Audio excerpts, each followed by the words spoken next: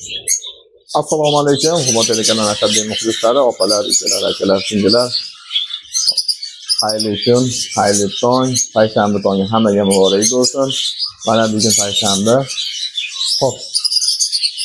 Ko'pchilik qush biznesidan so'rabdi, qush biznesi. Qush biznesi bu oddiy hobbilikdan kelib chiqadi, birinchi bo'lib. Bundan unaqa xullas qani men oddiy qilib tushuntirib beraman. Hozir 10 juft qushingiz bo'lsa, 10 juft qushingiz o'rtacha boling 4 tadan bola chiqqanda 40 ta bola bo'ladimi, xudo xolasa? 40 ta bola. Donasini 40 ming so'mdan olamiz hozirgi holatiga. Hozirgi holatiga donasi 40 ming so'm olinyapti. Endi uni o'z hisobingizni chiqarib oling. 10 juft qushingiz.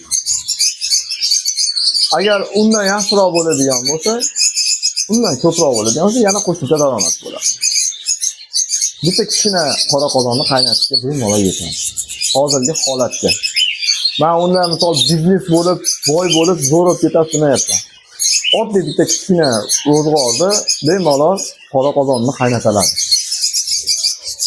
Albatta, bemalol buni oddiy boquvchi ham birinchi bo'lib boqadiganlarga men vannisni tavsiya qilaman.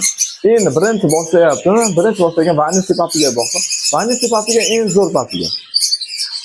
Eng zo'ri vannisni papiga. Vannisni papigadan qolganiga etap o'tish kerak. Mana vannisni papigani misol 1 yil boqsam, 1 yildan keyin xudo xolasa Miralskaga o'tsin. Miralskalarimiz bor mana. Miralskalar qilib beramiz.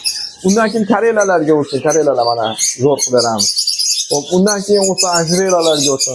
Rajelalarga o'tsin. Rajelalarga bemalol o'tib, o'tib, hammasini boqsa bo'laveradi. Qo'llab-quvvatlaganingizdan rahmat.